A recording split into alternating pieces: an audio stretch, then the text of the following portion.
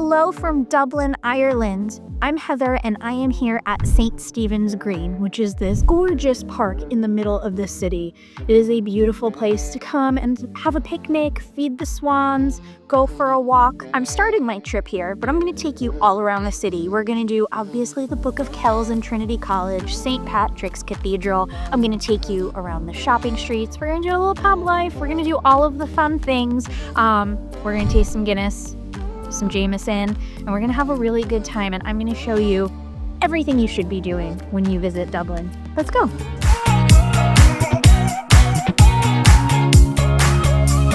My first stop is, of course, the Guinness Storehouse. I don't care that it's touristy, you have to come and taste the pint of Guinness.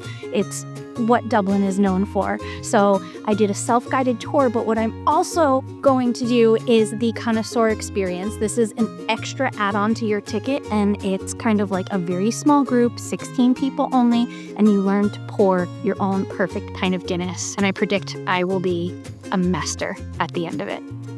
For my time in Dublin, I chose to stay at the Marian Hotel, which is a gorgeous 5-star hotel located right in the center of Dublin. It's actually in 3 or 4 beautiful Georgian townhomes that they've converted into a hotel. And what's pretty cool is that they have this outdoor garden patio area, which is unusual for a city hotel, but on nice days, you can have wine out there. They also have a garden restaurant that an entire wall of windows opens up and the restaurant becomes al fresco. But what I really love about this hotel is not the service, which has been amazing, the incredible rooms, just the quality of everything here. It's the location. We are right in the center of Dublin, and you're never more than a 20-minute walk at most. We're right across the street from all of the museums. We are about a 10-minute walk from Temple Bar or Grafton Street if you want to go shopping. Honestly, I walked around the entire city yesterday, and everything can be done on foot. I think the furthest that I went was the Jameson distillery, and that was probably a 25-minute walk. So you could take the DART, which is their public transit, or you could take a cab, which are super plentiful. But if you are interested in being somewhere centrally located that you don't have to take any type of transit, this is it, hands down. As part of my stay, I hired a private guide to take me on a walking tour around the city. It's not really necessary to do, but I only have a few days here, and so I wanted to get the most bang for my buck. I wanted a local's perspective to make sure I wasn't missing anything, and to kind of get off the beaten path and get a perspective that I wouldn't normally have as a tourist. So we still did the cool stuff like Trinity College. We had pre-booked tickets, which is fantastic for the Book of Kells because I didn't have to wait in any line or worry that they might be sold out. We also toured St. Patrick's Cathedral, and then she took us to Temple Bar, which, you know, it's the tourist center, and not that you shouldn't go. It's a lot of fun. You should go. Just know that you're going to pay a lot more for your pints and for your food there. But what I really appreciated in having the guide is she showed us places that I wouldn't have gone to myself. Different restaurants that are tailored towards what I like to eat, she pointed out. She also gave a lot of history of the Vikings that I didn't really know about Dublin, and which was most exciting to me, she told me a ton of folklore about the leprechauns and the fairies and banshees. And while I could have walked around Dublin and done this all on my own, I certainly wouldn't have gotten all of the color and the history and the stories. And so I think that if you only have a couple of days here, hiring a private guide is 100% the way to go. Yes, it is an extra expense, but you're certainly going to get a lot more out of your experience. Earlier, I mentioned Temple Bar, and as a tourist, you're going to want to go there. And that's okay. You are a tourist. You should go, you should have fun, and you should check out the scene. But you should know a few things before you do go there. Obviously, it's going to be super crowded with tourists. There's not going to be a ton of locals there. And so if you don't really like crowds, perhaps go earlier in the day.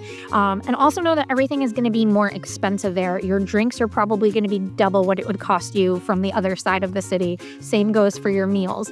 But that's not to discourage you from going. You're a tourist and there's a reason to go there. It's a lot of fun. I had dinner at Gallagher's Boxty House, which was phenomenal. I absolutely recommend it. I also went to the Old Storehouse pub, which I really like. Yes, it's a little touristy, but they had live music. The food was phenomenal. And they also have an outdoor beer garden, which You can't really find much around the city, so if it is particularly nice out when you're here, it is a fantastic place to go and grab a pint and enjoy this Irish sunshine. So just because it's touristy, don't stay away, just know what to expect. I'm at George's Street Arcade, which is a covered market of sorts, but instead of fruits and veg, it's all like vintage books and records. They have some really great food stalls, so if you want to grab some wine, a quick lunch, they have all different options, and there's seating so you can come, have a lunch, go shopping. It's great though because ceiling, so in that Irish rain, you are dry but still hanging out. I just came from the Jameson Bow Street experience, and behind me is the original Jameson distillery, but this is not a distillery tour because they don't actually make the whiskey here anymore. That's now down south in County Cork. But instead, what they have is this really fun, interactive history lesson and tasting room. So you're learning a lot about the process, but you're not bored by it. And then you get to taste 3 different whiskeys. You know, if you're into whiskey, it's really cool. Where Justin loved it. For me, it was more just like, hey, I'm here for the good time. But they do have a bar that's really popular with locals. So after your tour, you can sit, hang out, order some cocktails, order some, whiskey neat. They even have beer for those of you like myself who are not a whiskey fan. But 10 out of 10 recommend. It was a great way to spend an hour. And like I said, if you want to come and make an afternoon of it, there's a whole bar to hang out with afterwards. This morning, I took a jewelry making workshop at this really cute store behind me called Silverworks. It's actually an adorable shop, and I bought this really pretty butterfly pendant. But upstairs, they have a space where they teach classes on jewelry making, and I took a 2-hour workshop to make my own Claddagh ring. So now I have this really fun memory and did a cool activity that I probably would have just passed by, but this is a fun little thing if you're looking for something a little more creative on your vacation. And that's it. That is my super quick guide to Dublin. I was only here for 3 days, and truthfully, it wasn't enough. But I know that a lot of travelers, when they come to Ireland, they want to see the whole country. And so you don't really have a week to spend in Dublin. But if you can afford to spend a week here, you absolutely should. I feel like there were so many things that I missed that I want to come back for. I'd love to go to the north side of the River Liffey more. I'd love to go to the Epic Museum, which is the immigration museum from between Ireland and the United States. I would love to go to the Natural History Museum. It's a very cultural city, and coming here and doing the big tourist highlights is great, but I also missed a lot. So I'm definitely going to have to come back. But in terms of my favorite thing, I did so many cool things. That Claddagh making workshop was pretty special, but I just love the Irish people. They're so friendly, and they're out and they'll all talk to you, and there's live music everywhere. It was just a cool, fun city, but a manageable city, very small, walkable, and you don't have to feel overwhelmed. And it helps that we all speak the same language, so you just feel welcomed wherever you go.